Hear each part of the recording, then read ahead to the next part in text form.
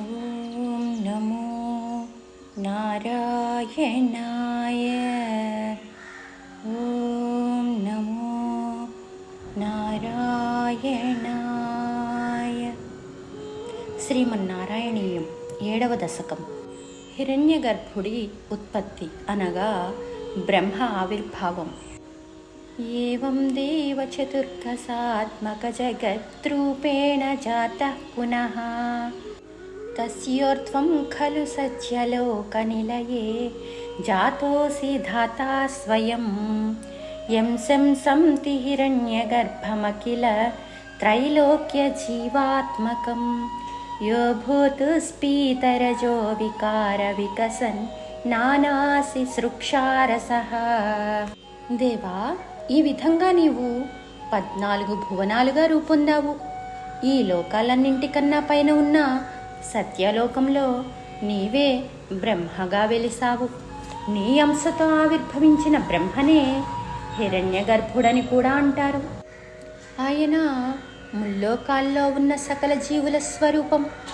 అందుకే ఆయనలో ఒకనాడు రజోగుణం ప్రేరేపించగా సృష్టి రచన చేసి దేవతలు, మానవులు, పశుపక్ష్యాది ప్రాణులన్నింటికీ మేలు చేయాలనే సంకల్పం కలిగింది.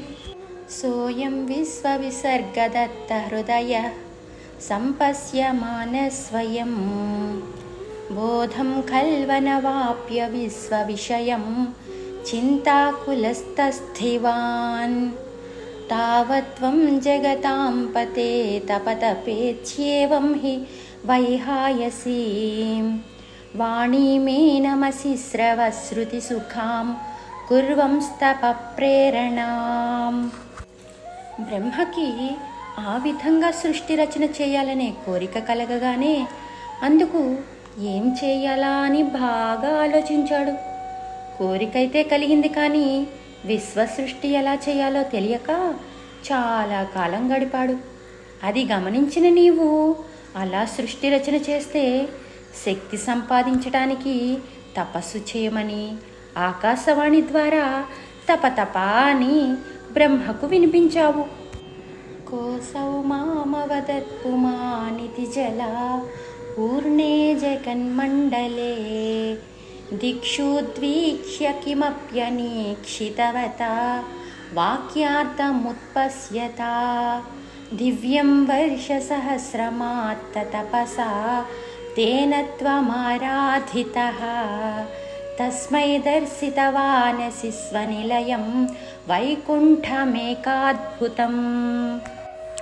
ఆకాశవాణి ద్వారా నీవు వినిపించిన తపతప అన్న మాటలు విన్న బ్రహ్మ పూర్తిగా నీళ్లతో నిండిన ఈ జగత్తులో ఆ మాటలు అన్న వ్యక్తి ఎవరా అని 4 దిక్కులా చూశాడు. ఎవ్వరూ ఆయనకి కనిపించలేదు. అయినా ఆయన మనసులో గాఢంగా తపస్సు చేయాలని భావించి ఎన్నో దివ్య సంవత్సరాలు తపస్సు చేసి నిన్ను ఆరాధించాడు. బ్రహ్మ చేసిన ఆ దివ్య తపస్సుకి ఎంతో సంతోషించి నీవు కొలి ఉండే అద్భుతమైన వైకుంఠధామాన్ని ఆయనకు చూపించావు. మాయా యత్ర కదాపి నో వికురుతే భాతే జగద్భ్యో బహిః శోకక్రోధ విమోహ సాధ్వ సముఖాః భావాస్తు దూరంగతాః సాంద్రానందఝరీ చ యత్ర పరమ జ్యోతిప్రకాశాత్మకే తత్తే ధామ విభావితం విజయతే వైకుంఠరూపం విభో. స్వామి, నీవు నివసించే ఆ అద్భుతమైన వైకుంఠధామం 14 భువనాలు కన్నా పైన ఉంది. ఆ దివ్యలోకంలో మాయా ప్రభావం ఏమాత్రం ఉండదు. అక్కడ శోకం, కోపం, మోహం, భయం లాంటి తుచ్చమైన భావాలు ఏమీ ఉండవు. అది పరంజ్యోతి ప్రకాశించే పుణ్యస్థలం. బ్రహ్మానందం అనే ప్రవాహం నిత్యం కలిగి ఉన్న నీది వైకుంఠధామానికి జయం.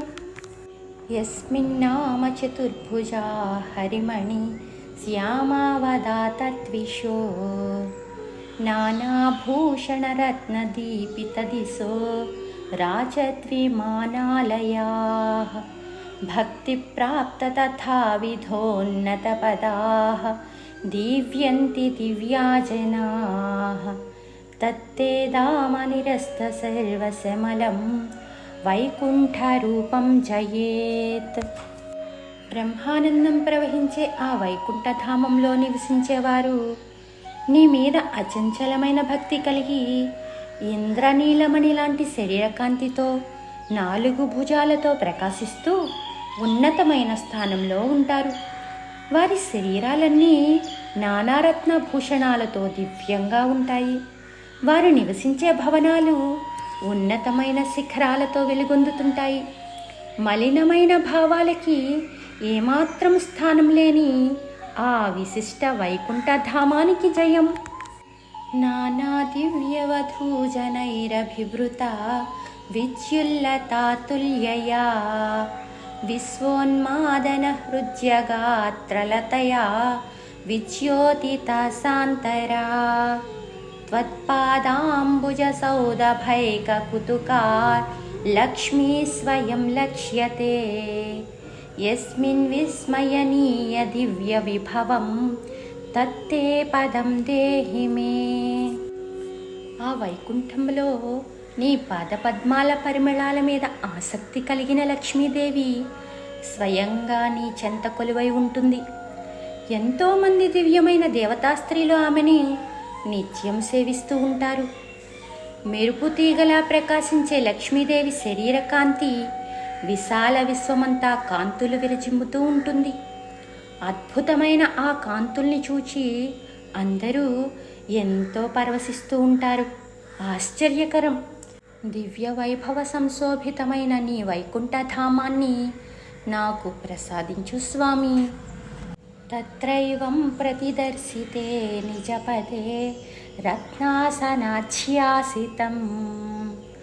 భాస్వత్కోటిలసత్కిరీటకటకా జ్యాకల్పతి ప్రాకృతి శ్రీవత్సాంకితమాత్తకౌస్తుభమణి ఛాయారుణం కారణం విశ్వేషాం తవ రూపమైక్షత విధిస్తత్తే విభో భాతు మే.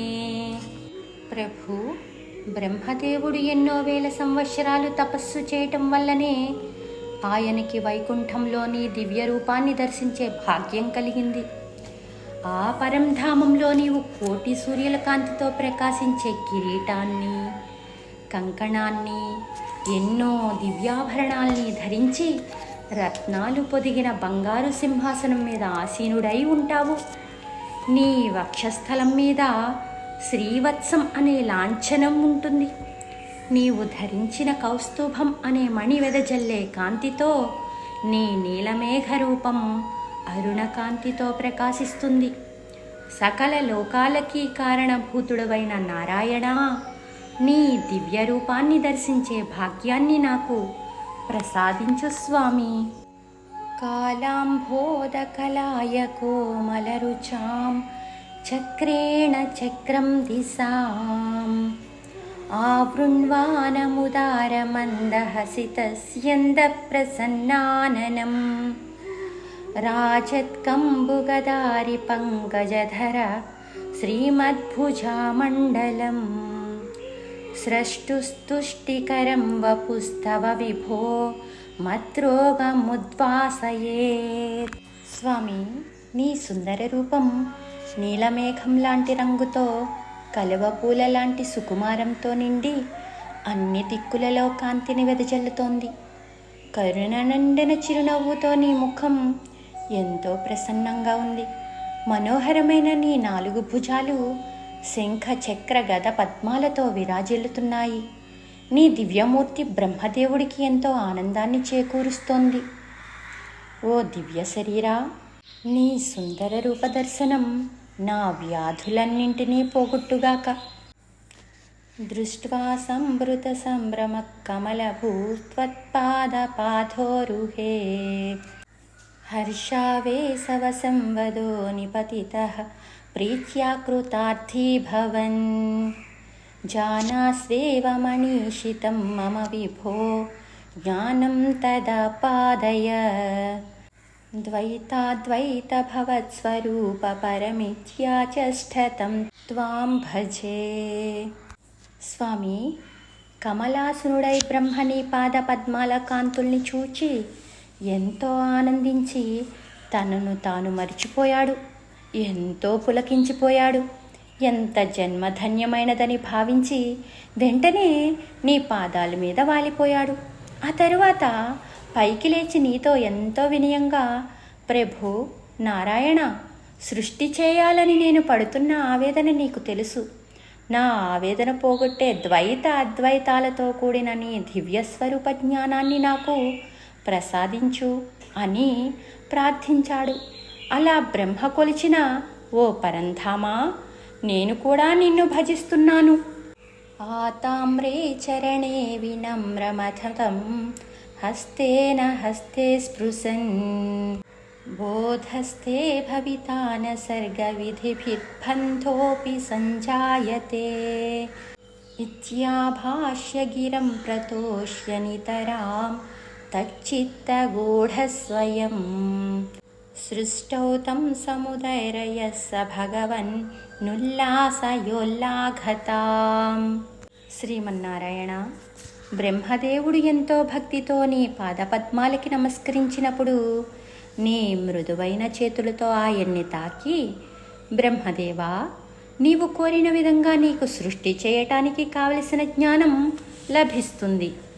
నీకు ఆ జ్ఞానం లభించినప్పటికీ నీవు మాత్రం ఆ కర్మబంధంలో చిక్కుకోవు. అదే నేను నీకిస్తున్న వరం అని పలికావు. అంతేకాక ఆయన హృదయంలో ప్రవేశించి బ్రహ్మ చేసే సృష్టి రచనా కార్యక్రమాల్ని స్వయంగా పర్యవేక్షించావు, ప్రేరణ కలిగించావు. స్వామి, నా మీద కూడా దయచూపి నాకు ఆరోగ్యాన్ని ప్రసాదించు తండ్రి. 7వ దశకం సమాప్తం.